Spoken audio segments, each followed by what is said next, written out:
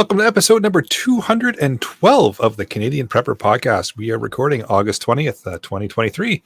My name's Eric, host of the show, based in Southern Ontario, hunter, target shooter, ham radio operator. I know that one's a shock to everybody, and a computer geek.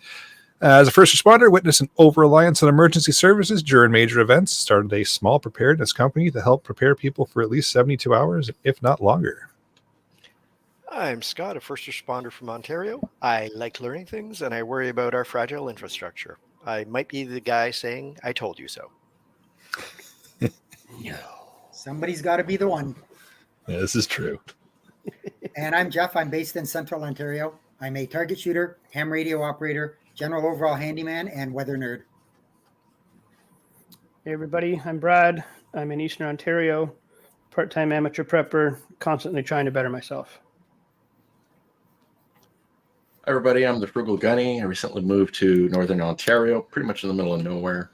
I'm an off-gridder, a shooter, a hunter, fisher, gatherer, trapper type, and a generalist. I only recently came to accept that I'm a prepper.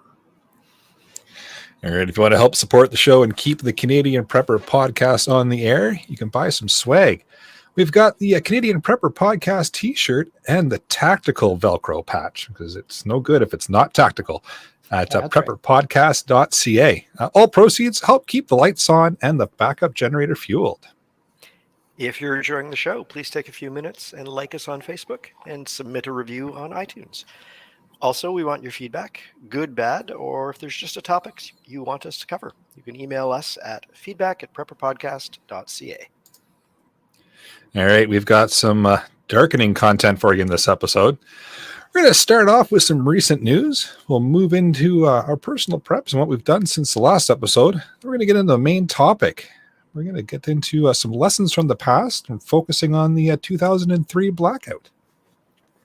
So let's move into the news. So I'm sure, I mean, if you're in Canada, at least, hopefully you've heard and been paying attention to what's happening out in BC and the Northwest Territories with the wildfires. It's causing a lot of damage, a lot of devastation. There's a comment in the live chat there from Steve's shop, and he's in West Kelowna, and he says, we're evacuated in West Kelowna. It's pretty crazy how reliant people are on organizations. So yeah, absolutely. And that's why we're here, is to try to get people to not be reliant on those organizations and do what they need to do to be reliant themselves and be able to do what they need to do on their own.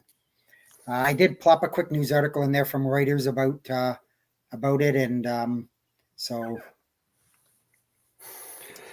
I found it really interesting that for the past couple of nights on the half-hour national news, the first 13 and 15 minutes, respectively, in the last two nights were all about forest fires, evacuation. Like, it was just crazy and terrifying. And it was really interesting when they were talking about some of the areas where fire has damaged power infrastructure, communications infrastructure, and people aren't able to figure out what to do. They have no idea. So, all of a sudden the value of having a ham radio in your bug out vehicle, like, oh, that sounds kind of appealing. That's why I have that. yeah. And the other thing I heard on the news the other night, that and this is probably a Monday night thing, but I'll just kind of throw it out there, that the news was just chirping like there was no tomorrow about the fact that obviously with the issue with the government, that Facebook, aka Meta, isn't putting news articles out on Facebook anymore. And of course the media was all over that and telling them how irresponsible they were and how they were going to cost people's lives for just having a petty thing with the government. But nobody said that the government was responsible for it in the first place. And Meta told them, if you do this, we're going to do that. So anyways, that's just my 5-second rant, and the rest of it is for a Monday night deal. But Or you could just get your news somewhere that's not Facebook. Bingo. well, you know Just what? saying. I was going to go there, but I didn't want to go down that rabbit hole. But absolutely, Hey, you know, welcome to the rabbit hole. You that's your one source of information, is social media. Like, hello. Yep. Anyways, Touche. yep. Yeah. I mean, in terms of just how much forest fire has been going on, it has really kind of jumped up on my threat assessment. Between Maui, BC, Northwest Territories, I have a lot of trees around my house, and historically, I've been far more concerned about the electrical grid. Uh, but looking at kind of what's going on and the sort of all the forest fire issues, all the climate change issues, it's like, yeah, do my long-term preps need to start being hardening my house against forest fire, against extreme heat, against water issues, or like water shortage issues? Um, it feels like there's an awful lot going on. And from my perspective on that, I mean, that's a really tough call. Is, as preppers, we say be prepared, have your stuff ready, blah blah blah. I don't know. If I'm in the middle of a wildfire, I'm not worried about hardening my house. I'm worried about getting my backside out of there, because I would agree with that. Fire's not something you really want to play with. Insurance will hopefully cover you and replace your house and whatever, but if you go down with your house, you're not getting replaced. And Jeff's point is spot on. If you can't fight the fire, and you shouldn't expect to be able to fight such a fire, then your first opportunity is to think of rushing to safety. Your secondary objective, though, in the meantime, as part of your planning, if you can, is what can you do within your means? Because, I mean, we all wish we could have a crew of people to come in and help trim back all of our tree lines and all of the brush, but all those things take time, money, tools. And if you don't have a lot of tools, then you're going to spend a lot of time, and vice versa. And you need money to buy tools, and you need money to have somebody come over to help you with their tools, generally speaking, unless you have really good relationships with your neighbors, or say a mutual assistance group. Now, those things can come in handy at such a time. But I agree with Scott's concern here is what do we think about? In my situation, when I was facing that very same thing, I remember thinking, okay, I need to get my valuables out if I can, but I don't want to risk life and limb doing so. Thankfully, I had an awful lot of help and assistance in getting those effects out of there, but that was an option for me. If thinking about moving all of your belongings out to safety is just crazy, and for most people, I think it would be, then at that point, you have to think of at least how do you keep your personal safety, and those are your family. And if you can band together with other friends, that's a great strategy to follow. But also anything you can do for preparedness within your area. So I'll remind everyone of the guide that I used when I had to think about how far back do I need to trim brush and not have anything standing. I used the BC Smart Fire series of guides. There's a whole series of them, and they're free. You can go out there and find them. They're downloadable in PDF. So if you want to print them off, you can print them out. If you like offline stuff, you can download them to your phone or tablet or whatever device you're using. And they're simple. They have a really great guide. And I relied on that when preparing the property. In the end, I didn't have a major fire issue that occurred. We ended up having rain. But that would be my first concern, is have your escape plans and your go plans ready and your go stuff ready, meds for 3 days, food for 3 days, water, etc. But also, if you can mitigate, it's so much worth it. Property damage these days is really difficult to recover from. It's costly. And insurance companies are not fond of paying out, as we know. So anything you can do to prevent is huge, in my opinion. So that would be my only guidance, because that's what I followed. I'm sure some of you have better or other experiences you can tell us about. What have you got? Well, and that's the exact kind of thing I'm talking about, sort of hardening the property. I agree with you, Jeff. If there's fire at your doorstep, you stayed way too long. But, ahead of time, trimming back tree lines and cleaning gutters, and, a lot of these things are just things that have risen to higher importance in my mind of late. Oh, Don't we all wish- absolutely. I mean, like, you know, and I guess when I said that, I didn't mean just run away. Yeah, do your part, trim back the branches, take down the dead tree, do all that kinds of stuff to, even if you have to evacuate, hopefully you can come back and there's still something there because you've done your due diligence, right? Great point. I think we all would love a moat in times like with these. Alligators. With alligators. Oh, with alligators, sure, and laser Sharks. sharks. Laser sharks. Yeah. Laser Yeah, sharks. Come on, sharks. Awesome. If I had my druthers, that's what I'd have. But even then, does that help you from sparks and embers that go flying through the air? You know, that's another hard one. So yeah, I imagine one could spend a lot of money hardening their homes, and if you can do it, probably worth it. I wouldn't even know where to start. Well, I mean, my thoughts about it are, okay, so if you have a sprinkler system, we're on a well, but I'm assuming if there's a serious fire around here, we're going to lose natural gas, so I can't use that for a generator. We're going to lose power, so I can't trust that for the well. So do I need like a on-site large battery bank so that I can keep running my well to keep a sprinkler system going when I have done the smart thing and left? You need it for other reasons. I would, so knowing a little bit about electrical draw, I'd say you're going to probably need a pretty healthy battery bank to sustain a pump of some kind to feed, to keep your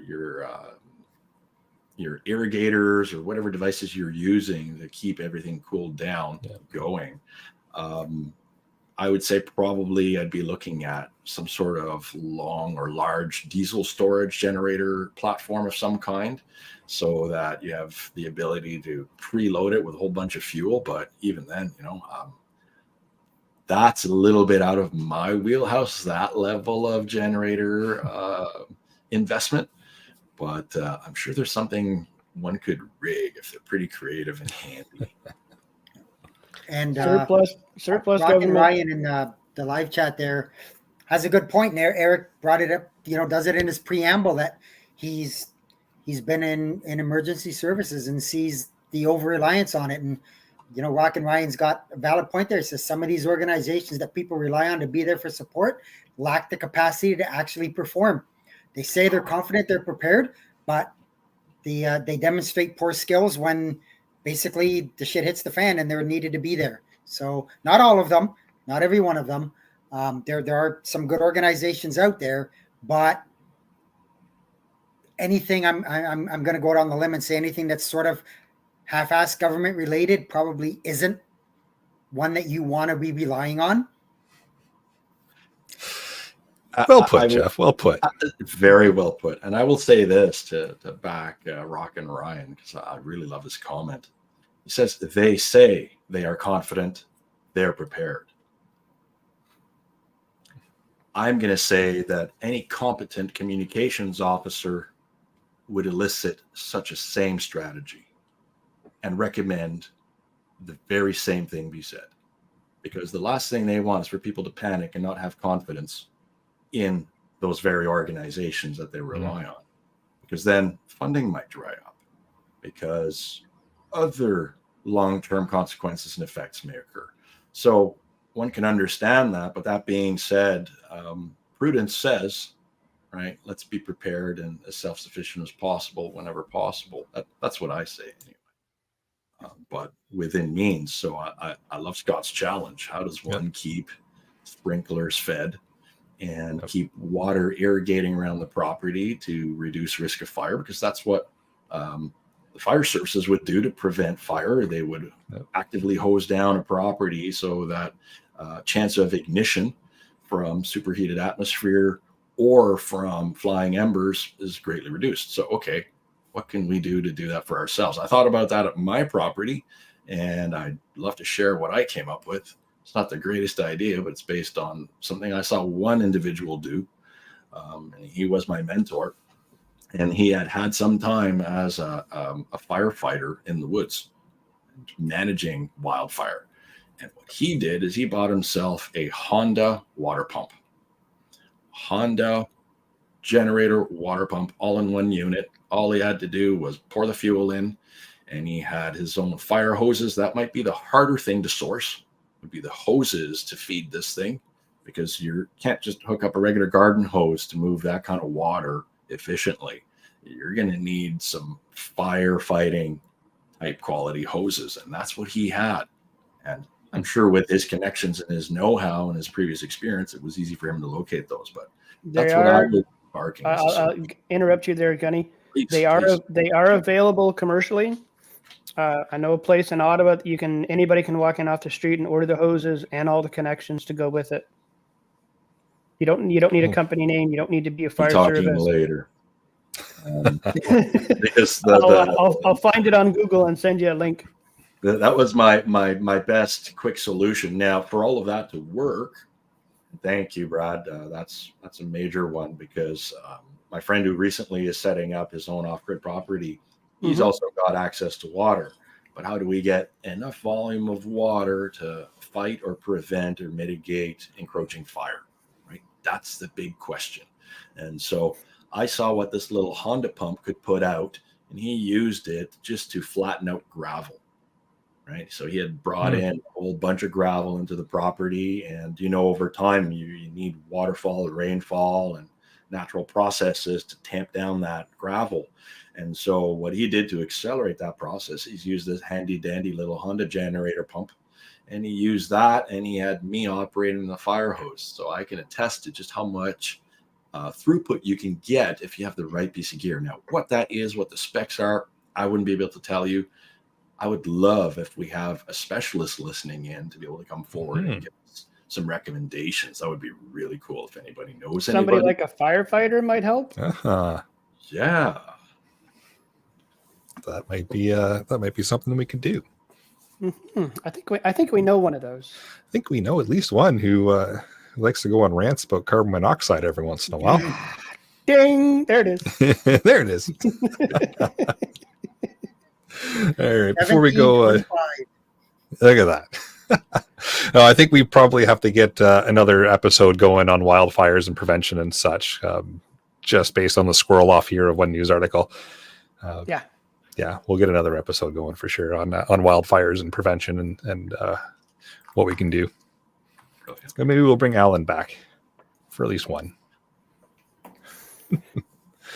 One other quick announcement. It's not published in the news, but Scott and his wife welcomed a baby girl into the world on Friday. So congratulations to Scott.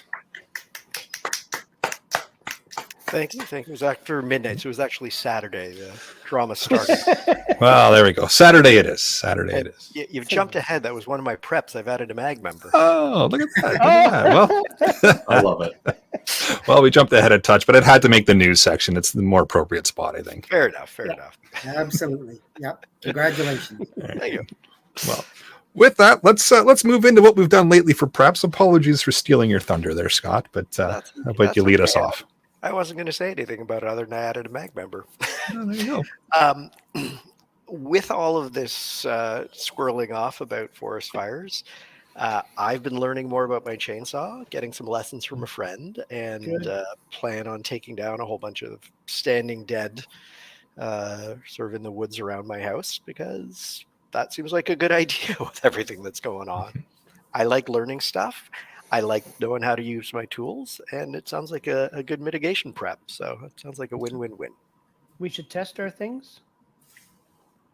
No, Yeah, I think it's apparently a thing. That's Sure. what I'm gathering, is we should test our stuff. that's a novel idea. Okay, I'll get on. Episode 212, and we're just learning this.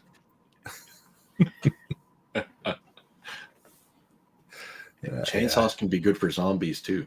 This is true. Yep. Very useful skill. Absolutely. I did some more yard cleanup, a little bit of fuel rotation, work, slept, ate, went and did groceries, did laundry, did work. That's it. Hey, it's got to happen, I guess. You did some work. I'm Did sorry, you go to what? work at all, Brad? Did you go to work at all? No, I missed Friday. Okay. Man, slackers. Anyways, I did some fuel rotation.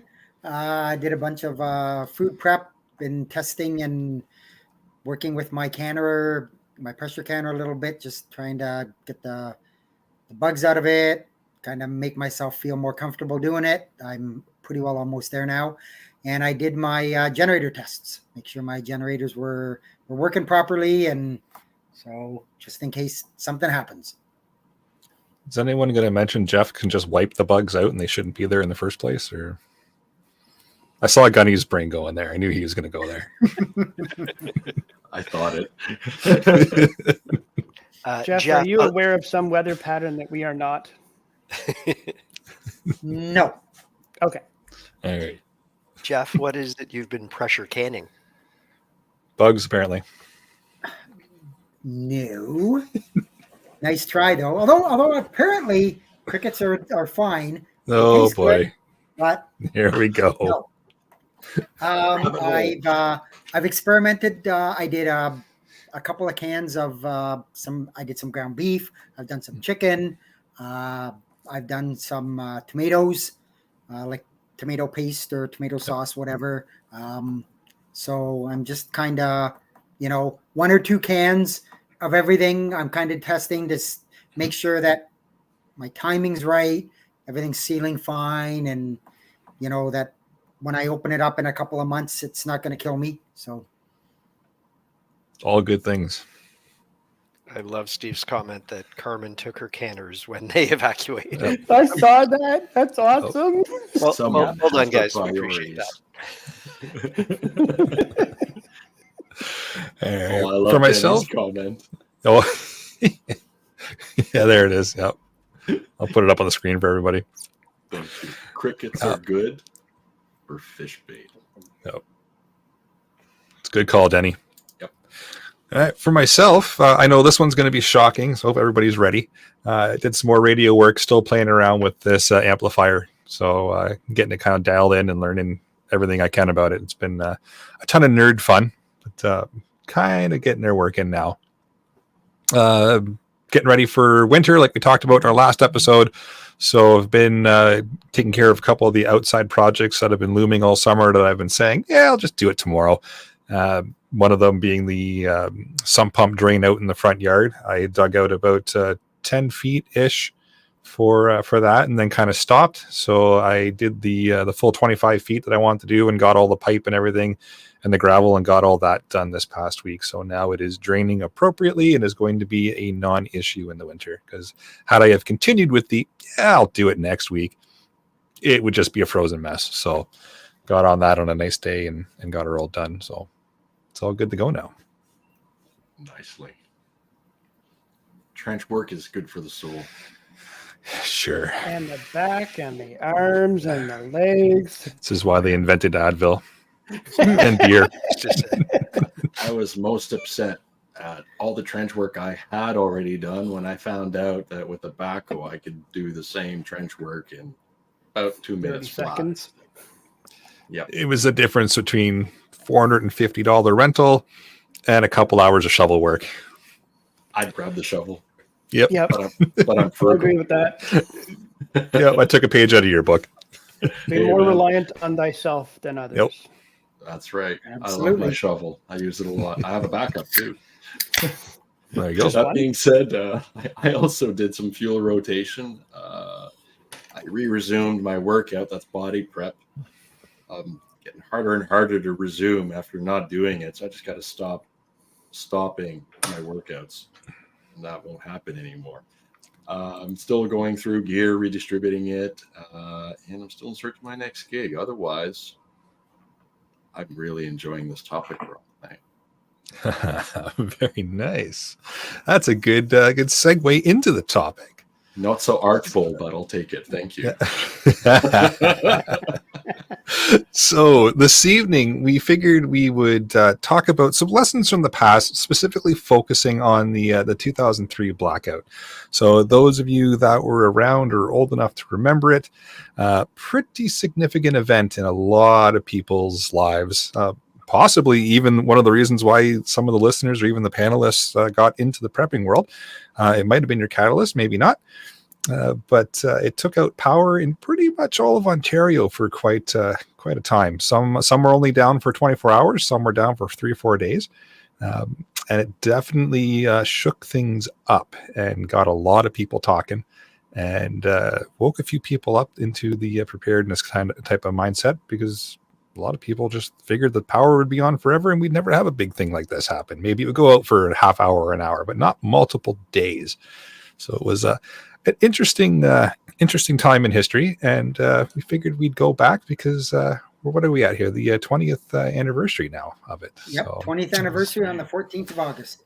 yeah, Yep. so it's been a while, but it's still something that is alive and well in many preppers' minds, and we figured we'd go back, kind of tell a few stories, rehash a few things, kind of talk about where we were at the time, and just chat about it. So Yeah. in So terms of what happened? Just go in ahead, terms Scott. of the background physics of it. You have to remember that the electric grid power flows at all times through all available routes. Production and use are simultaneous and have to be balanced, and bulk electricity can't be stored. So when you kind of consider all this thing and you have this giant interconnected grid where everything touches everything, you have to remember that for context for sort of how this giant systemic failure happened. Jeff, I will let you run the narrative of it's a warm Tuesday in August. Yeah, thanks. Now that you stole most of my thunder, I'm only kidding. August 14th, 2003. It was one of the largest power outages to hit the US and Canada. So, on the anniversary, I kind of threw a thing out there saying, hey, you know what, we should talk about this. And, can it happen again? Absolutely. I'm actually surprised it hasn't. What happened? Why did it happen? What lessons did we learn from it? All that kinds of stuff, kind of throwing it out to all the panelists and the folks in the live chat there. So I'll just kind of step into a bit of kind of piggybacking on what Scott talked about is what happened and why did it happen? And basically, it started out centered around the Cleveland, Toledo, Ohio area. There was some power some power producers, so some hydroelectric or electric generators that were offline and different things going on. They had a one of their systems that kind of tells them how much power they need, does estimating, does all that. It was not operating properly. It was missing data. It wasn't working right. There was one of the the really big one is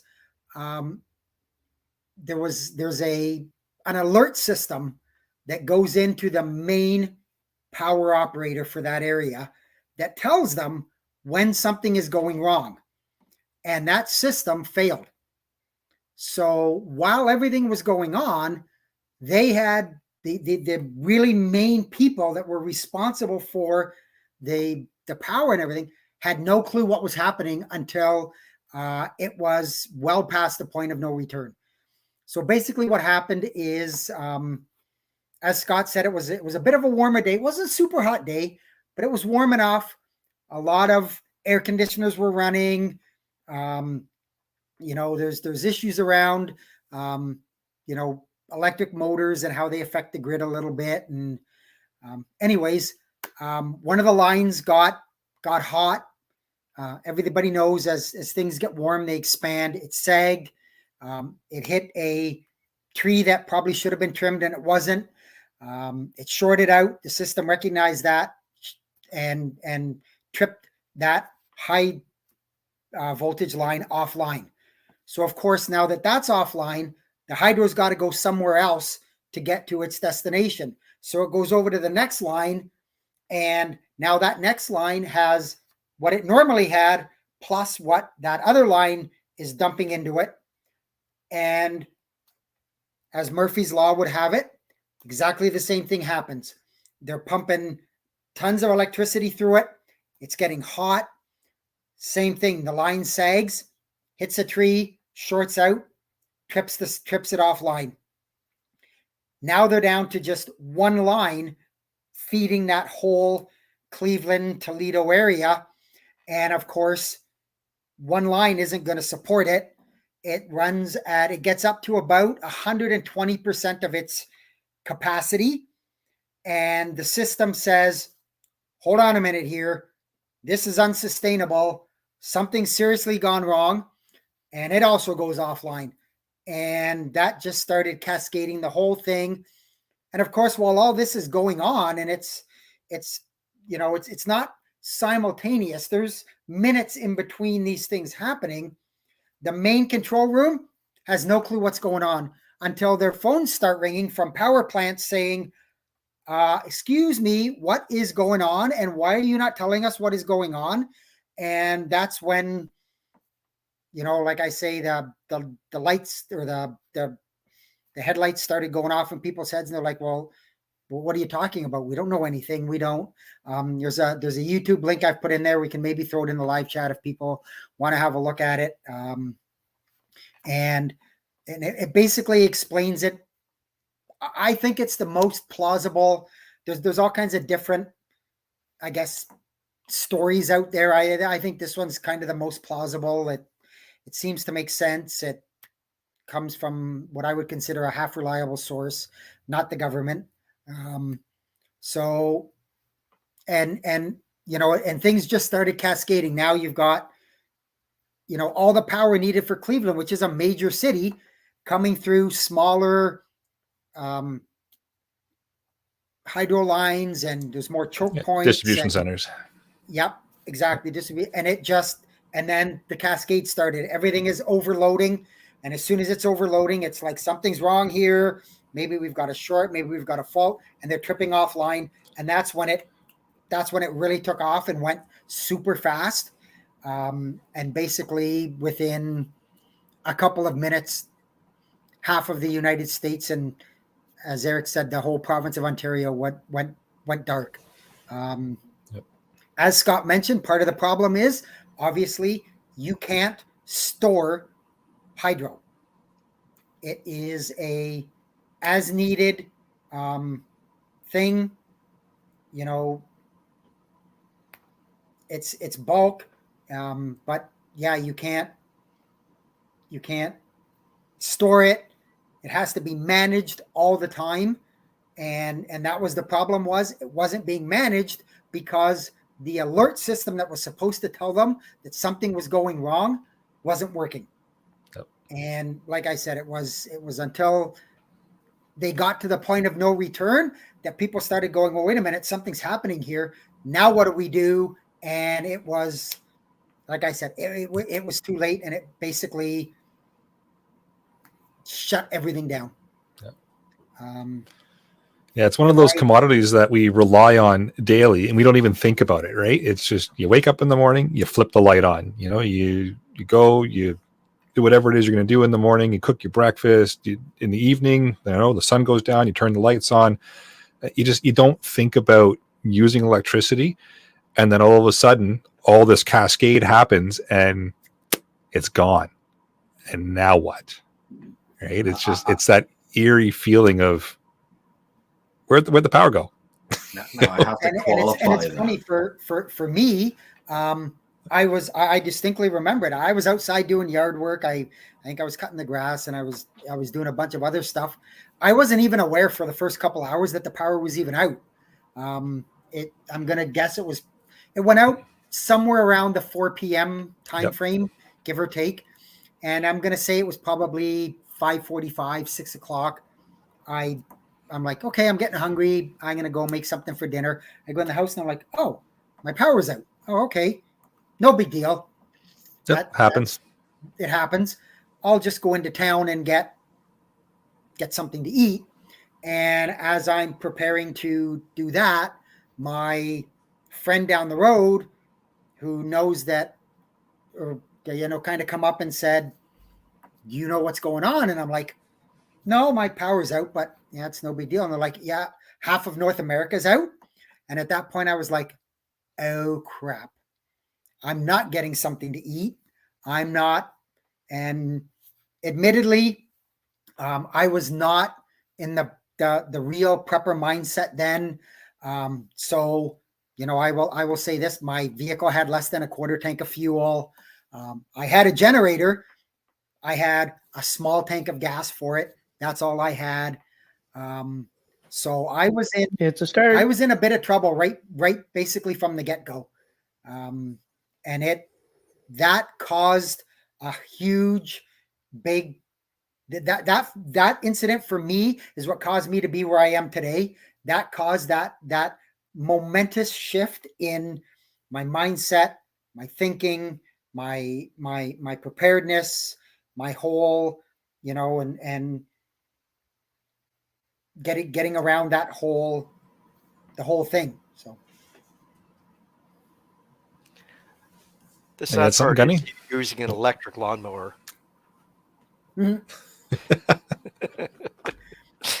Well, I'm glad Jeff brought up what happens when the power goes out. And I used to use it as an example when I was delivering training. I would compare what we consider the standard of reliability was the power grid.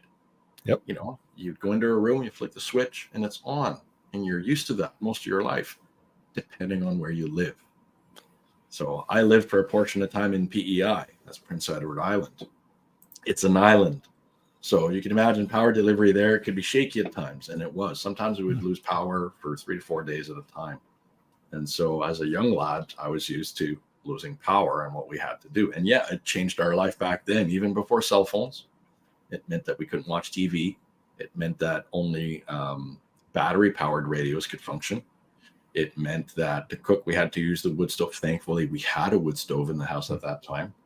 And we were able to make good food with it too. I have very fond memories of wood stoves because of that reason. Because at a time when everything else failed us, well, all we had to do was load the wood stove and we were able to make breakfast, lunch, and dinner. But the experience of reliable power in the cities in North America is a bit of an exception across the world, isn't it? There are some That's a areas really of the good world point. where they only have power for 2 to 3 hours at a time if they get power that day. Right? And that's electrified places. There are other places where the grid is so shaky that you're lucky to have any. And so people resort to all kinds of trickery and machinery to get power running sometime.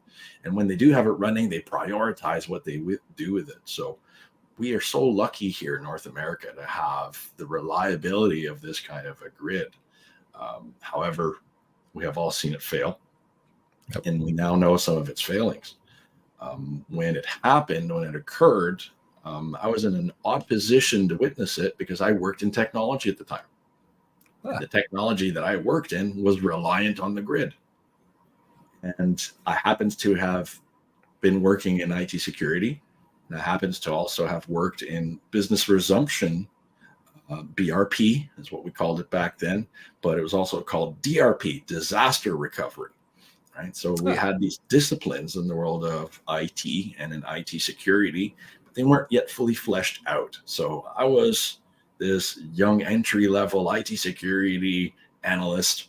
So I'd had investigative trainings. I had this really analytical mind, and bam, power goes out. But what we were dealing with in the middle of that power outage made me really think about what was truly going on, because we had a great reference here from one of our listeners about what the authorities say they're confident they can do.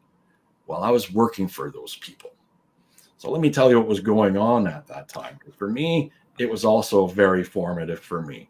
Like Jeff and like some of the other panelists here, I was not really a prepper up until that time. I had worn green, so I knew about pre-planning for certain kinds of missions that we were doing at that time in my little sphere of the world, in my tiny little thing. But I wasn't yet really a prepper. And I was working in IT security. We were close to the data center operations. And at the time, we had a really bad worm infection. I think it was like Lovesan or MS Blaster. And this was a crazy time period in those years because, again, IT security was not a fully fleshed out discipline yet.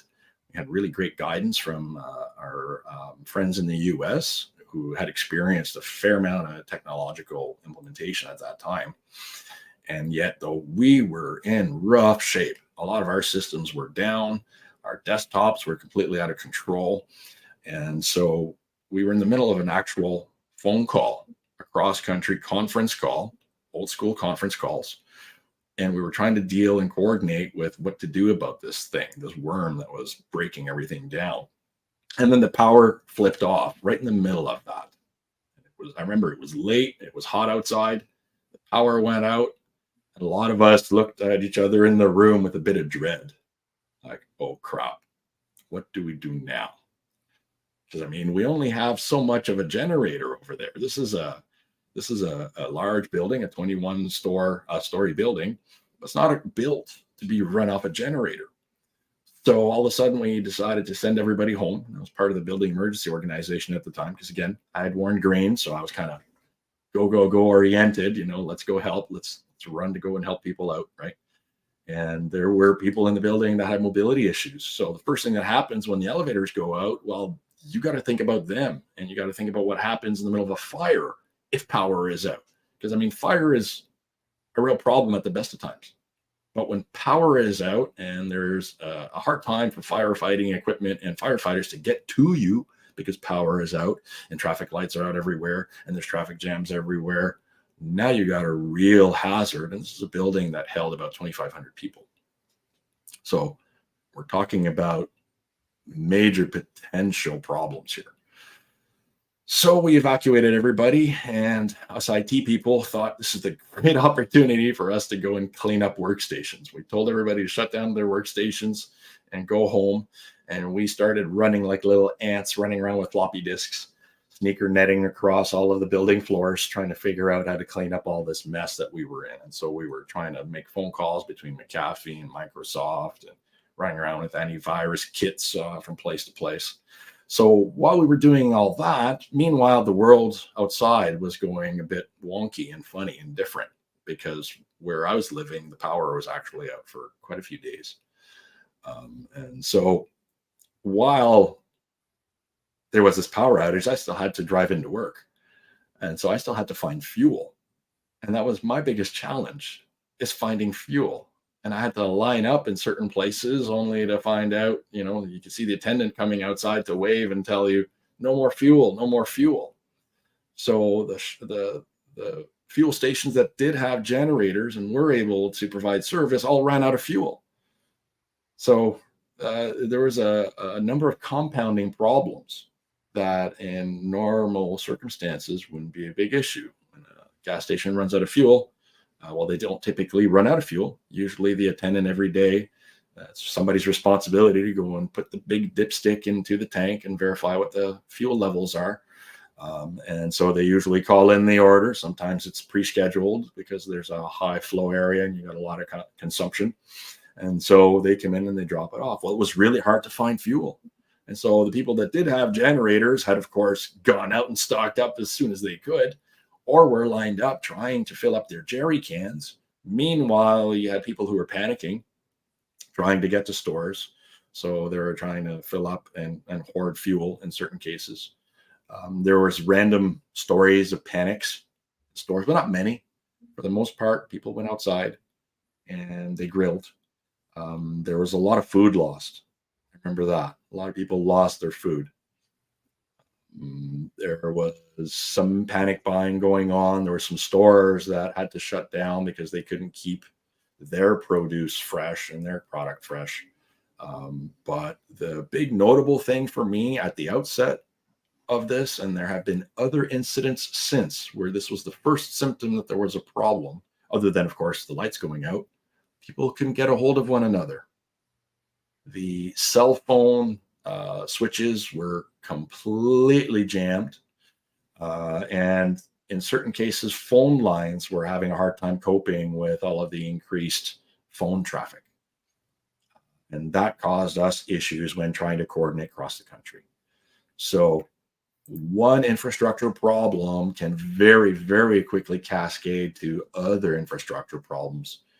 And we ran into that day.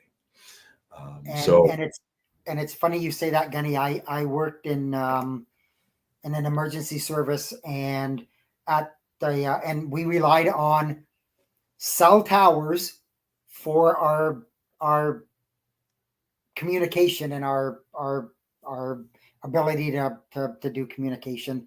And there were several of the cell towers that within probably 3 hours of the power going down, they also went down. Their generators didn't work.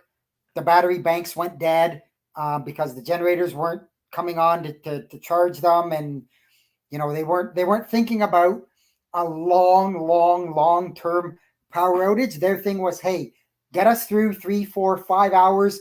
99% of the time, we're good to go. So yeah, it caused a lot of problems. It sure did. And I would dare say that up until that year, that power outage, the business resumption and the disaster recovery as a knowledge base didn't really have a major impetus other than 911, right? And maybe the Trade Center attacks, right? We didn't have a major driving motivation to do a better job of actually testing activation plans, right? So sure, your organization can develop a plan for an emergency, but do you actually test it? And so how do we extend that practice then to our personal lives? Do you have a fire escape plan? Have you actually tested it? Have you found a way to make it fun so you're not panicking your children and your families when you're testing out the plan nor activating it? Because one thing that we now know is that in training, in an emergency, you will act out your training. If you don't have training to deal with that emergency, you may end up in the 3 F's: fight, flight, or freeze. Right? So if you've got training, so if you've got pre-planning, pre-thought, you can kind of think about it. So as a result of that event, I started thinking all the way as up front, okay, well, what we ran into was a capacity issue with our generator. So the first generator I bought was way oversized and way heavy and not practical at all and loud as hell. You could hear it from across the country, in my opinion. But I had one then, right? But I wasn't thinking about all of the little nuances where, okay, well, does it have to be usable too? Are you going to buy a big unit and have it sit there all the time? So applying this thing that we all of a sudden did in government and large organizations that are regulatory to go ahead and push the envelope and not only develop their emergency plans, but to test them. And when their tests came up with weaknesses, then we trained to ensure that we can repeat it. So we did building emergency drills where every month we would start doing the drill and we would train people to get out of the building and go to a safe area. And we were testing communication systems too as a result of this. But out of all that being said, I still have major questions remaining after that incident. And because part of it is that at the time I was already an IT security investigator. So a highly analytical mind. And one of the things that as an investigator, you are encouraged to do, I don't think it's something they can teach you to do, but they encourage you that if there's a question that's bugging you about something you're looking at, if you're collecting evidence, just blindly collecting evidence, and all of a sudden something is bugging you in that, what you're collecting, you should probably look at it. Okay? And so I was taught to look at patterns. And so in the days after that major event, I was looking at a lot of interesting patterns and information that were coming about. One of the big questions I have is what systems were fighting worms across the infrastructure that failed? That they've kind of kept from us to a certain degree. There's a lot of explanations that are high level, but I would like to know more because I know what that worm was doing to our systems. And I would love to know more where it originated from, who sponsored it, who developed it, who disseminated it. I have those questions about what happened to those management systems. But the biggest question I have at all, and you're going to have to pull out your propeller hats here, everybody, maybe your tinfoil. Ooh, right, here we go. Why were the Canadian Armed Forces Finally, deployed it at gets the better. border for an exercise 3 hours previous? I have That is a good question. Yeah, I have that question. Why? Not it's totally glossed over by everybody, it seems. But that salient point Interesting. really bothers me, and I don't know. I don't believe in coincidences anymore. As a former investigator, coincidences are really hinky. They should bother you. They should bother everybody when there's a coincidence that is unexplained. So I have a hard time with that one. Our forces were at the border prior to the outage. We had worms fighting. We were fighting worms across the infrastructure in many different places. What happened? I never connected the worm thing. I was working just as a repair tech, and we were battling that exact same worm. I remember that because the influx of machines that were coming in, because it was just locking the machines up. But it was just another, here's a wave of a worm coming in. You got to deal with it. And that's interesting. That's, I never at that point in time connected the worm to the infrastructure. Because I didn't have that IT sec mindset. I was just the repair guy that was, okay, here's the influx, fix it, kick it out the door. That's interesting. If we have any other of our listeners here who are IT sec or have knowledge more and can help me figure this out, because that's been bugging me ever since, my friends. Yep. And when you think about it, all the warning systems were not operating. The main control centers were not getting the alarms. All the systems go down without the main center knowing about it.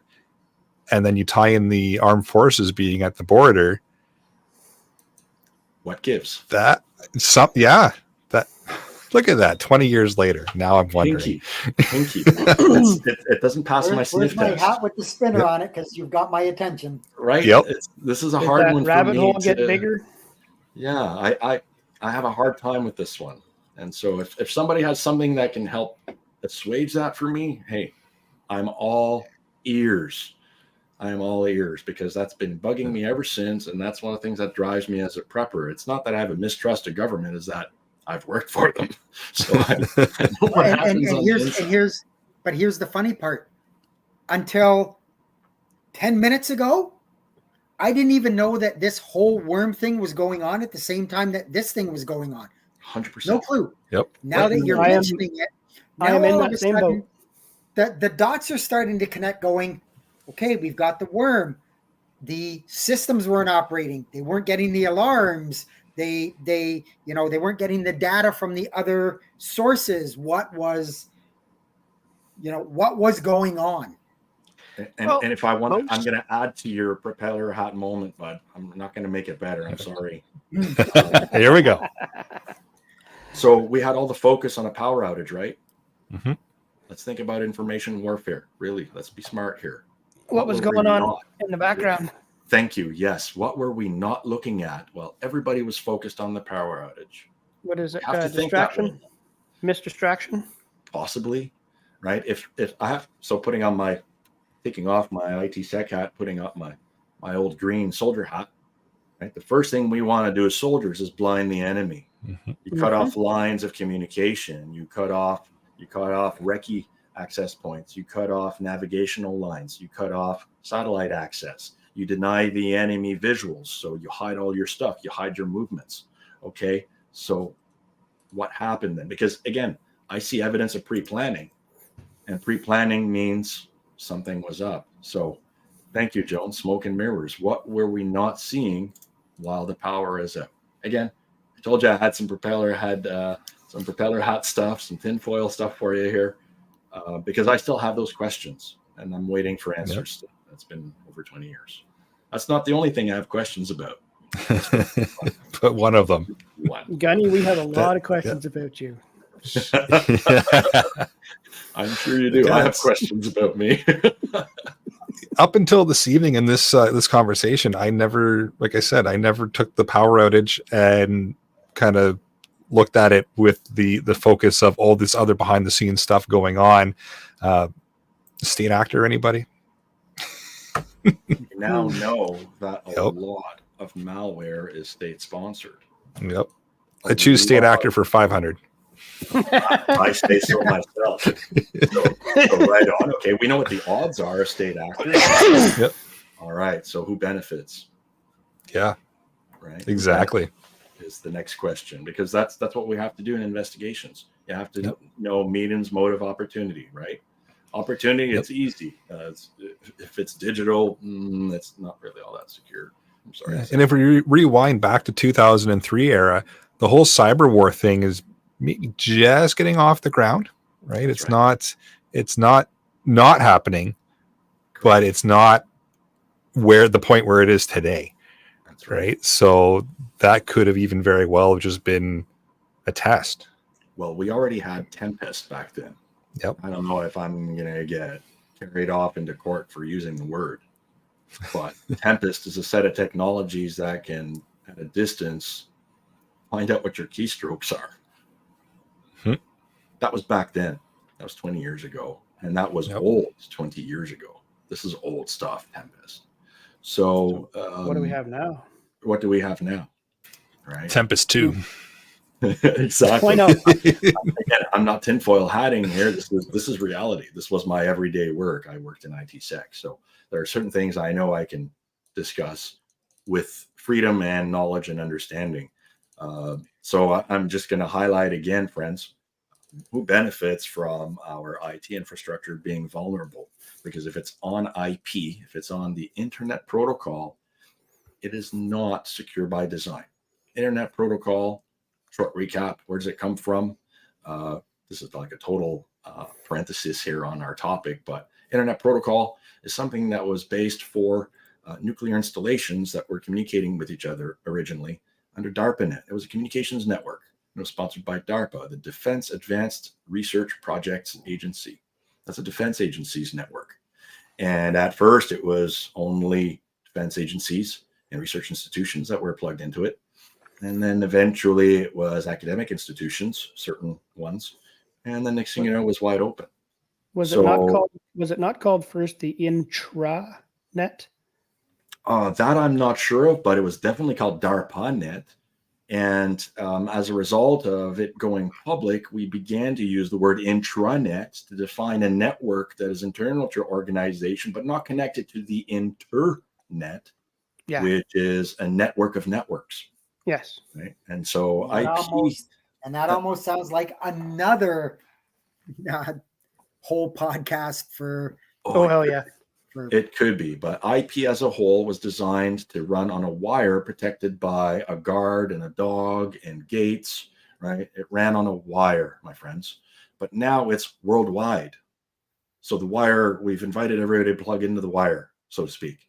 Again, I'm vastly simplifying how the internet works, but essentially it was not a protocol that was designed for security. So if you do have any measure of perceived security today on the internet, it's because we have built layers on top of this insecurity, and we try to rely on that network and that organization of layers, right? In the same way that if I want to defend a nuclear installation, I might have a fence, and then I might have a series of deeper gates, and then further in I'm going to have armed guards where they can't be seen, where we can't see what kind of weapons they're running. Then further in I might have vicious dogs, and then stuff nobody can see at all before you can even get close to that really core stuff, so it can't be hijacked and all kinds of crazy stuff going on, right? That's the idea behind defense in depth.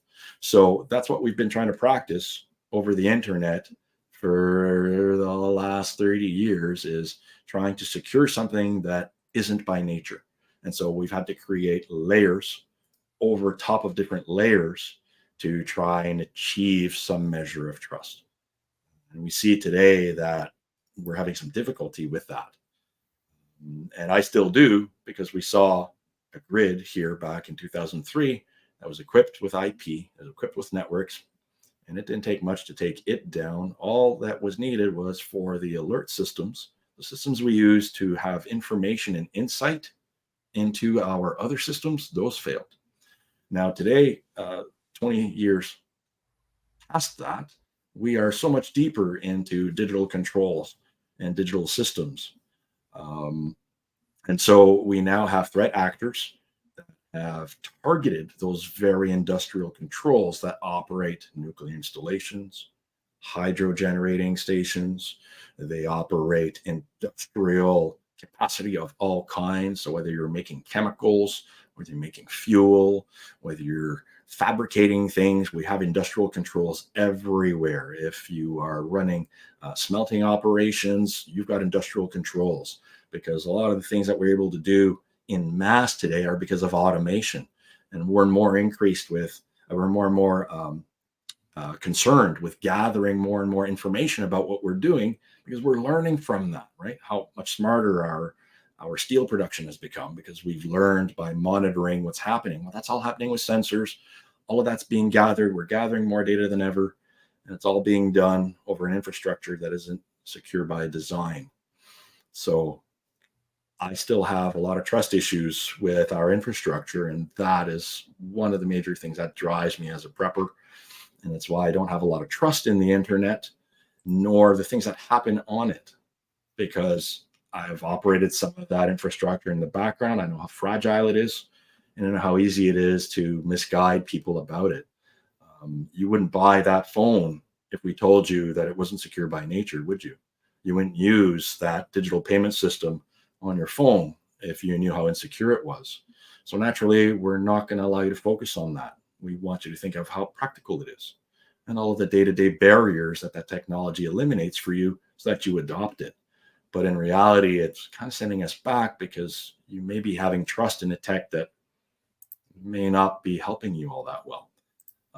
So how do you fix that? Because I see Joan's comment, and I see already people are being affected by this stuff. And believe me, I am too. I get asked a lot, how do I sleep at night? I have my ways. That's all I have to say. It's not easy. Turn your router off. But turn your router off is a good start. I'm serious. And Take money out of your bank account. And for the techies that are going to yell at me for that, yes, turn your modem off, turn your switch off. Yeah, all turn those your things. switch off, turn all the digital off, all the Bluetooth, all the Wi-Fi. None of it's secure by nature. None of it is. So if it's not secure by nature, you've put your trust in something it's an illusion, right? And it's starting to break down. We're seeing it. How many people have experienced a hack in their life or a fraud, right? Over time, we'll learn more of just how little we can trust the tech. All I can say is that somebody who's worked on the inside, somebody who's had security clearance, somebody who's had to help people fight these things, the best thing you can do is not embark on them in the first place. Unplug, right? Get out of it if you can, right? If you absolutely must maintain communications with people, okay, sure, grab a cell phone, but don't expect it to always work. Maybe grab a flip phone so it's less vulnerable.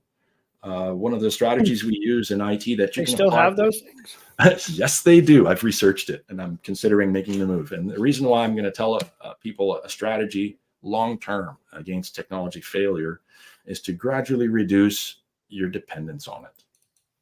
And I mean in every way. And that's going to mean different things for everybody, depending on how wired in you are. I've been trying to do this, again, since 2003. It was a huge eye-opener, because I still haven't had an answer to those questions. So please, if anybody has answers to my questions, by all means, contact me where I've mentioned. But how do I sleep at night? Because the only thing I can do is to know how to unplug and disconnect from it all. And so that's what helps me. Find every way to reduce your exposure to the web. If you have subscriptions, start eliminating them, right? You don't really need them. There's different ways to entertain yourself than using digital. I've learned a ton off the web, so it's hard for me. I've made my living off the internet. Okay, you don't become a self-taught IT security analyst by not using the internet. I had to use it. I had to do things with it that I didn't realize were possible.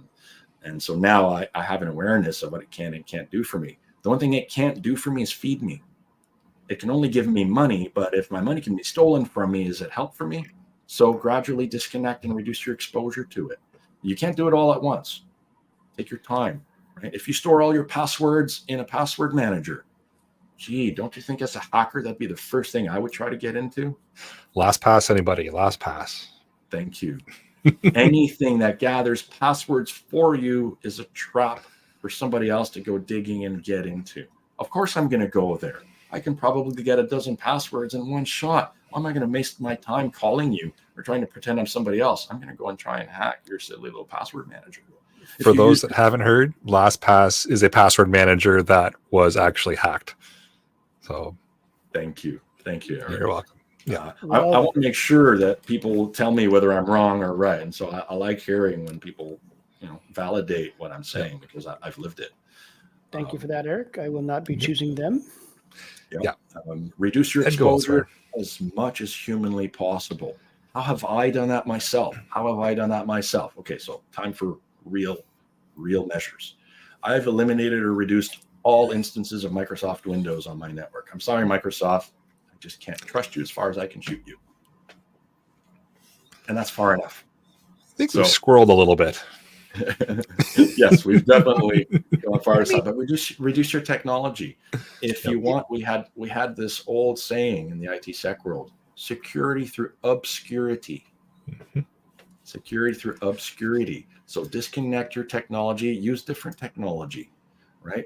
Can I suggest Linux as an alternative? Yep. Right? If you're thinking Mac is ultra secure, I'm sorry, you're also falling for the propaganda. It does run for EBSD, so well, yeah, it's good enough. Like any other thing you own, you practice IT sec to a high level and high degree. But trust but verify. It is with tech.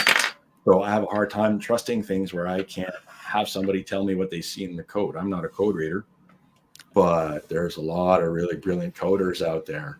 And so the thing you're fighting with is somebody else doing something for you. That's Microsoft and that's Apple and all the commercial operating systems that are out there. Or you can do it yourself. Again, self-reliance.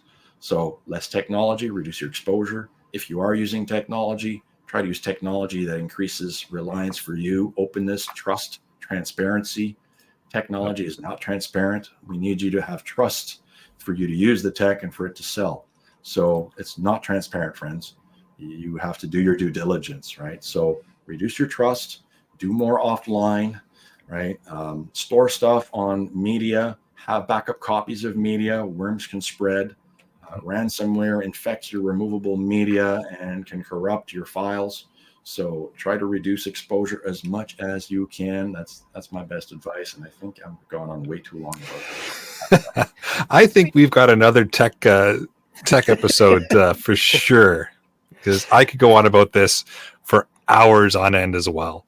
So let's set up another IT security episode, and we can squirrel for hours on it. But let's spin it back around to the power grid, and keeping on kind of the IT security kind of thoughts with this worm going on. A lot of the power grid's going to be utilizing SCADA devices as well, right? So you're looking at those which are devices that can remote control systems. They're computerized, a lot of automation that happens there, and they're notoriously insecure because they're built on systems that were initially set up to not operate on the internet. So if we take this theory of the worm being in place, taking over or affecting machinery that initially wasn't supposed to be on the internet, now it's on the internet because people wanted to put it on the internet to make it easier to use without thinking about security. Again, we're going back down the IT security world here, but get into the worm thing. SCADA, internet, power grid, power goes down. It's a really interesting angle that, I'm gonna be losing some sleep cycles to this. Well, Are any of you running Ring? I'm going to pull it back. security? I'm going to pull it back to Go for it, Scott. look at disasters and the entire Swiss cheese model of it's disaster. No one hit the meltdown button at Chernobyl. It was a whole combination of little unfortunate coincidences. This went wrong and that went wrong. So it's not necessary. Yeah, I don't want to tighten my tinfoil hat and assume they're bad actors at play here. But yes, computer viruses are an issue. In the YouTube clip that we'd posted in there, was independently mentioned by a couple of different panelists. It's the practical engineering. Grady Hillhouse is fantastic. It was a 20-minute presentation Great video on YouTube talking about the engineering side of what went wrong. And, they acknowledge the computer systems that went wrong. So yes, when worms and viruses are running rampant in sort of the 2000s, that's one of the layers of Swiss cheese where the hole just lined up and eventually everything fell through. And that is common in every disaster, because if one piece of Swiss cheese moves over and there's no hole there, the disaster doesn't happen. So you don't hear about it because it's a near miss. And someone in the industry hears about it, but it's not a problem. It's not a disaster. So, and to Scott's point, I want to emphasize that he's so right. Where we can learn the most is from those outliers, those exceptions. When somebody dies in an institution and they shouldn't be dying, we often go and look deeper. What happened? And there's often a cascade of failures. And so that's why we build in a lot of redundancy into our command, control, and security systems across many different disciplines and domains. We should still remain suspicious when there is a cascade of those failures in an environment that normally does not see them because those measures are in place. When that happens, I get very suspicious. And I don't disagree with you, but I go back to my tagline for this podcast where I worry about our infrastructure. Yeah. The electrical grid is, 50, 60, 70-year-old equipment that is all interconnected, all interdependent. So if, some small electrical utility in Ohio isn't keeping up with their tree trimming and isn't keeping up with their IT security, that's going to impact every other domino that's all linked in together. So you bet. I think back to 2003, and like you, I was on the phone when it happened. I was trying to make dinner plans long distance to get together with a friend. We were a couple of 100 kilometers apart, and the power went out for both of us within a couple of seconds, to the point where it's like, okay, this isn't a tree branch in my neighborhood. This is something much bigger and much more problematic. And that was sort of my experience of how but at the same to time, paint that picture a little bit there, Scott. So we're talking landlines at the time, right? Which means the phones were still working. I don't remember if I was a landline or if I was a cell phone. Okay. But either way, I mean, when the system first goes down, there is still power. Right. Yep. Whether the backup lasts 10 minutes, an hour, 3 days. Right. And you guys are a couple 100 kilometers away, so you're able to confirm to each other, hey, the power's out here and the power's out there. Yeah. This is weird. Yeah. Yep. So this isn't just, your neighbor, a tree fell in your neighborhood. This is something big. And then the other sort of experience that touches on prepping, our local hardware store, operator owned and run and quite lovely. They changed their prices quite fairly, not gouging, but so that things were perfect even numbers. So, your pack of batteries was $5. So you're not trying to make change. You don't have to, your mental math is easy, like 2 packs of batteries, that's $10. So it really goes to the very simple prep of keep cash on hand, right? Keep, especially some small I was bills. waiting for that to surface. Yep. And there it is. I mean, it is such a simple prep, and it has, I'm not worried about worms infecting the ATM and making my money inaccessible. I'm worried about someone unplugging the ATM and my money being inaccessible. Mhm. So you keep some cash on hand so that, when we have to go back to when we're forced out of our plastic or internet-based economy and go back to just simple cash, you have some, right? It makes life easier. It's a prep that I think everyone can visualize, manage, and is perfectly reasonable. And regardless of how tight your tinfoil hat is, having some cash on hand is not a bad thing. I think probably all of us all the panelists and probably everybody listening can recount at least one, if not two instances where having a little bit of cash on hand has saved them in just the smallest of situations, like trying to get a coffee at Timmy's and the power being out and none of the systems working, but you could pay for cash. And you know how bad it is if you can't get a coffee. So, Yeah. no, but everybody will have a similar story of some sort. Like I said, listeners and panelists, about just having that cash in your pocket and getting you out of even just the simplest of scenarios. Yeah, totally worth doing that. Definitely. And we should remind our listeners that was 20 years ago. Our culture was very different then. It was much more common for people to have cash in hand then. We already had a mistrust of checks. I remember this very clearly. There's a fair amount of check fraud already going around. And so we had an eye on safety and security of our finances. But few people were really focused on infrastructure, the things that allow you to live. I had a little bit with the 1998 ice storm that we experienced in the Ottawa area. But again, that was an outlier event. And in life, as a prepper, you don't really want to focus too much on all the outliers, but you should be aware of what they are so that you can govern yourself accordingly, as they say, right? Right. So, having a generator is better than none. Do you need the 6,000 water that can run your everything in the house? No. Yes. A lot of the people in the see, there you go. That's a good way to look at it. Your needs might be different than mine. Says the guy with the 10 kilowatt generator attached to the house. Well, yeah, but it came with the house, Eric. It's not like you put it in. Did, but I'm frugal, right? So my spin on it will be different than anybody else's. But the whole point here is to think, okay, what can you do if the power goes out 1 day, 2 days, 3 days? But what's most likely to happen? Are you most likely to have all your data stolen? Or are you likely to have a power outage and maybe have data corruption? Again, focus on what is most likely, because or else you can go crazy. There are people out there whose job it was, in my case, not longer, but whose job it is still to worry about all those things and try to give you some sense of normalcy, stability, and reliability in your world. Or else you wouldn't buy their stuff, right? You wouldn't buy into it. So we have an interest in having that technology work for us.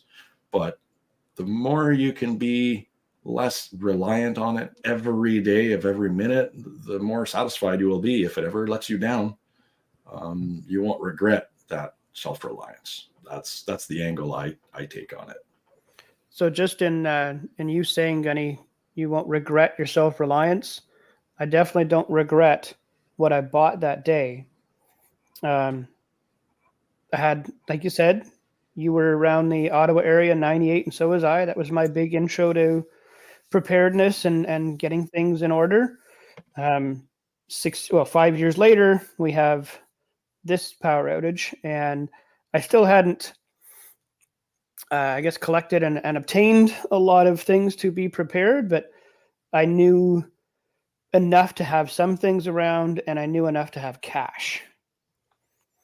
I went to Canadian Tire, but the local one to me in Ottawa, and I bought a cooler. I bought a butane stove. I bought a wind-up radio. The cooler I still have. It is 20 years old, still keeps ice. Well, it says when it was new, it kept ice for 5 days. Now it keeps ice for 2.5 days. But it still does its job, and it hasn't broken. It has no leaks. The butane stove I still use. I've cleaned the nozzles and the jets on it a few times, replaced an O-ring. I can slap a fresh can of butane in that and boil water in 5 minutes. The wind-up radio, flashlight thingy, the same kind of thing that Eric sells at Rapid Survival. I actually did have to throw that out. The internal battery started to corrode and whatnot over some time, and I didn't notice it, and it was just corrupted. It was dead, and I threw it out. But I've gotten a replacement, thanks, Derek, and all is well. So I don't regret the cash that I had on hand that day. I don't regret the experiences of that evening, that night. I went and bought all those things and went to the local grocery store just down the street from me. Lots of people in there with cash, like you said, that we had lots of cash in those days. It was 20 years ago. There was an absolute idiot, 3 people in front of me, that had his Visa card out. Yeah, buddy, just turn the generator on in the back and I can swipe the stripe and all is good. And it took like 5 different people plus a couple of employees to let him to make him realize that there is no power. Like the phone line that those Interact machines used to run on, it is down as well. And if not, well, we can't get the power to the Interact machine to use it. So It's going to take a few more generators to make the whole system work. Yeah. Let's just fire those up. Not going to happen.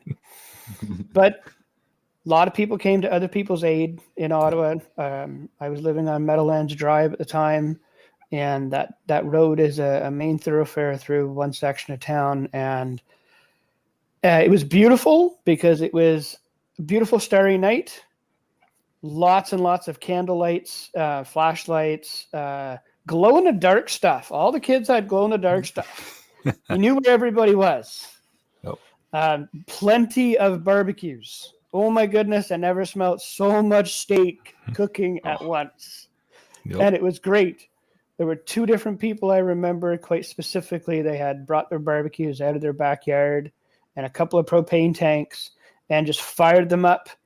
Okay, what do you want me to cook? You like your steak rare? You like it medium rare? You like it well done? Yeah, is this good? Cool, no problem. Here's your baked potato. Have a nice night. Next, you want some hot dogs? You want some hamburgers? Cool, no problem. We got those. Next, they just kept cooking. It was cool to see that. I had kind of similar experience in my neighborhood. Everybody just came out, and I remember very clearly just sitting on the back of my car, radio going, listening to the news, hearing what's going on, and everybody was out just talking and chatting. It was like a little bit of a neighborhood party. Now, had things have continued on, we probably would have seen a shift in that. But for the first couple of days, it was really neat to have everybody out and just chatting and, just being human. Right? It was really neat to see. There was no social standing. Everybody was powerless. Yeah. Yep. It didn't matter if you had 2 freezers of steaks in your basement or like I had a cooler on the lawn. Yep. Everybody had no power. Yep. It leveled that playing field beautifully. Truly did. Yep.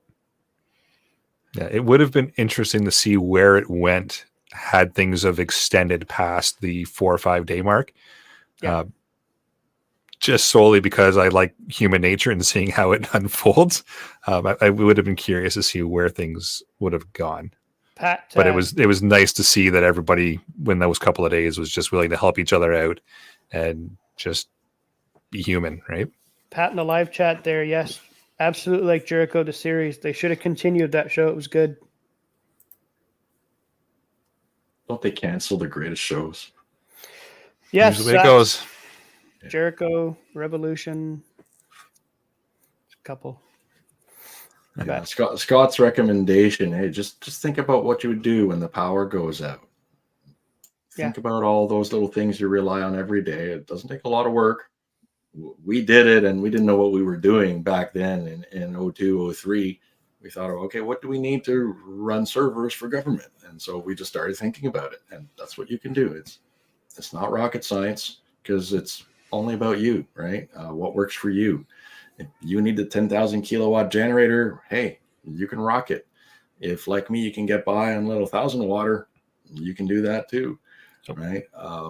Everybody's got a different way to deal with this preps, and that's the beautiful thing of it.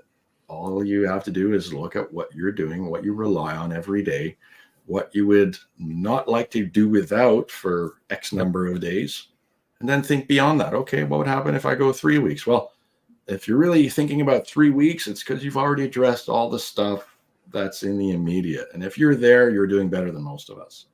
So focus on, 2-3 days worth. Extended, well, that you're starting to go down rabbit holes. So, try to keep it real. Think of your immediate surroundings, you and your family, 4 or 5 days, right? How would you do it, right? One thing that I did as an exercise in IT all the time is I would always ask the question, how did we do it before computers? That's all I would ask. How did we do it before computers? Because we have a tendency to overcomplicate everything with IT and with technology at our hands every day. So Chisel and rock. I just asked that question, right? How did we do it before that? And so I'd ask other we did people it. that. We did it simplistically. Yeah. Yep. Yeah. I would ask my mentor, hey, how did you do things before wood glue? And he looked at me funny, like he never had anybody ask him that. But that's the kind of question I've got is like, what did we use before wood glue? It's a genuine question. Tar. Why? Because I might be in the middle of the woods somewhere when something goes wrong and I don't have any wood glue, but maybe Tree there's pine sap. gum around, right? There's tree sap, There you right? go. So pine pitch. So again, if you just ask questions and go, how did we do it 20 years ago? And like Joan says here, while remaining calm, right? Then it's not such a big deal. I sound nostalgic because it's one of those things I don't want to ever forget. It's about the ice storm and about that power outage, and every time the power flickers here, like we had it go off milliseconds yesterday, and I only knew that I was out for a while, but I only knew that it went off because I got back and the kids told me, hey, the power went out.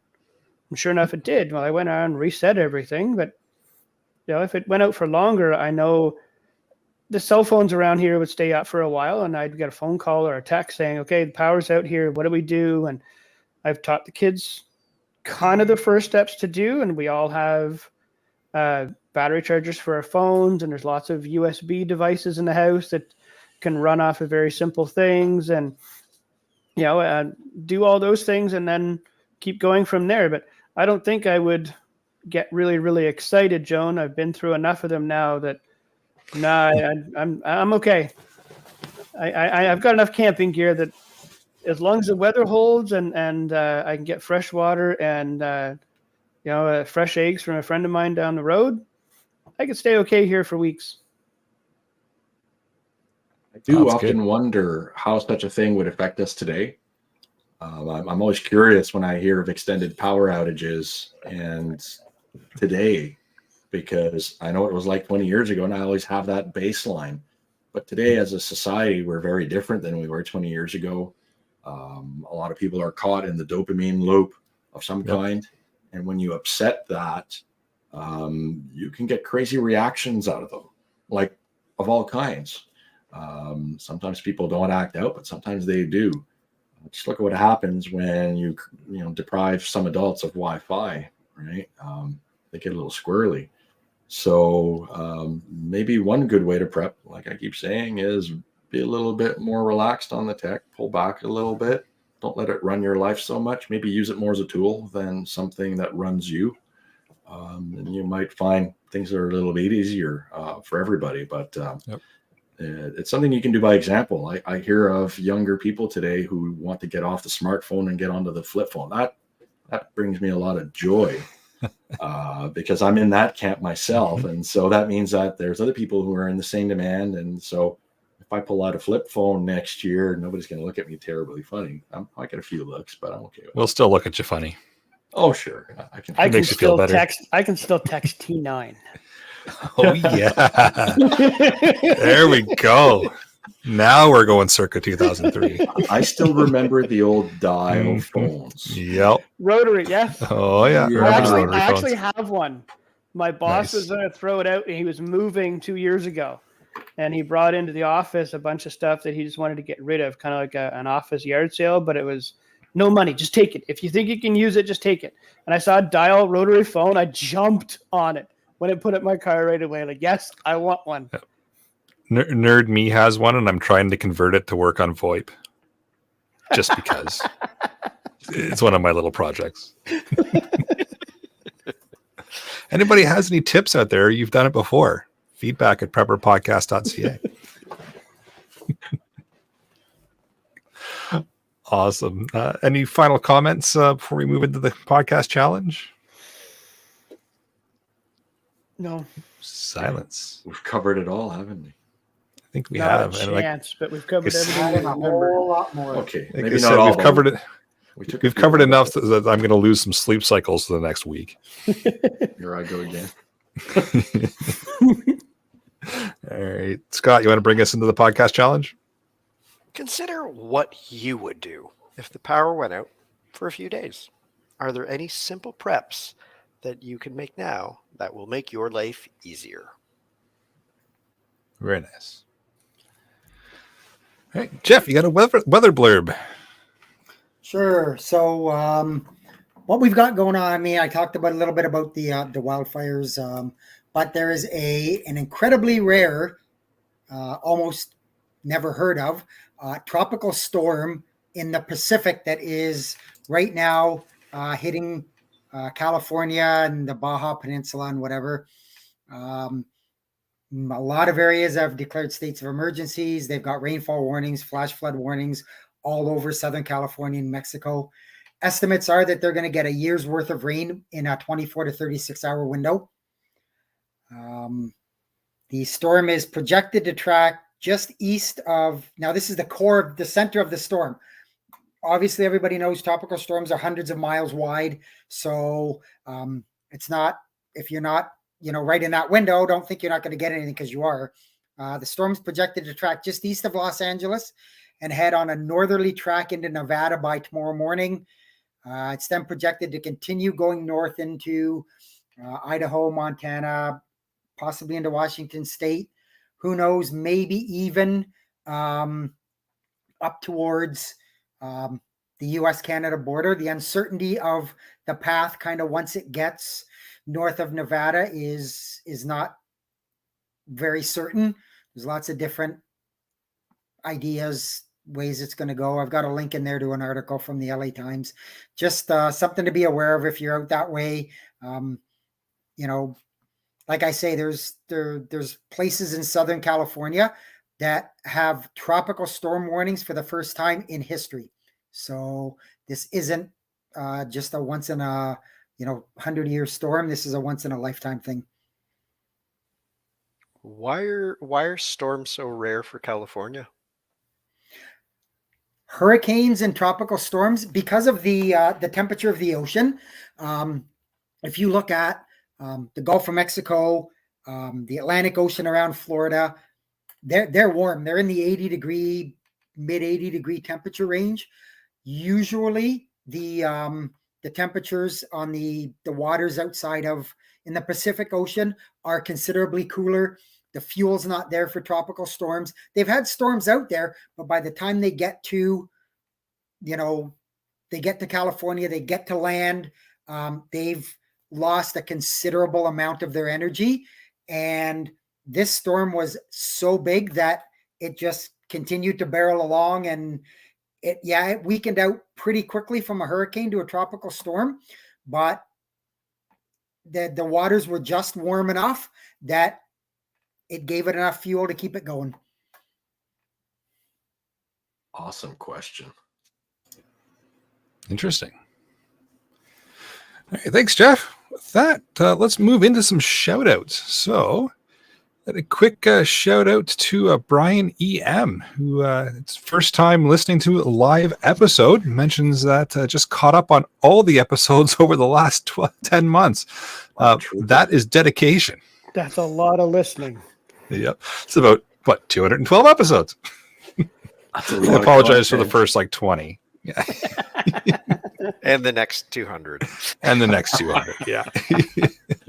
But welcome, Brian. I'm glad you could make your first live episode, and the dedication of catching up on all of them over the last 10 months is impressive. Very. Yeah. All right. Any other shout outs from panelists? Cheryl says the same thing. First one for her today. Awesome. Well, welcome Cheryl as well. It's always good to have new people join the live shows. Cheryl will keeps things your interesting. brain on your pressure canner. Nice. Good to know. All right. Well, with that, then I'll bring episode number 212 of the Canadian Prepper Podcast to an end. You can find the podcast on iTunes, Podbean, Spotify, or of course your favorite podcast app, as long as the power's on. Please help us out. Submit a review. It does help other people find us. And we do record these shows live on Facebook and YouTube. If you want an early peek at the shows, please subscribe to the YouTube channel, Canadian Prepper Podcast, and click the notifications tab. That gives you an alert when we are going live. If for whatever reason you want to reach out to me, you can get me at feedback@prepperpodcast.ca, or I am on the Discord. I'm also not responsible enough to have my own email address. Scott can be found at feedback@prepperpodcast.ca. And I think that, Brian, we're looking forward to all of your comments from your very hard work of getting through the catalog. And Scott, you're going to be busy for the next little while anyway, so I'll collect the emails and forward it to you. Appreciate it, buddy. Oh, that's good. I can be reached at batbradcpp@gmail.com, or batbrad on the Discord as well. You can find me on YouTube, Facebook, and on the CPP Discord. All right. You can check out Rapid Survival at rapidsurvival.com and get me there on the live chat. You can also email me at feedback@prepperpodcast.ca. And I do make the odd appearance on the Discord as well. You'll probably catch me replying to about month-old messages and apologizing for being late in replying. Thanks all for joining us this evening. Until next time, be prepared, stay safe, And keep learning.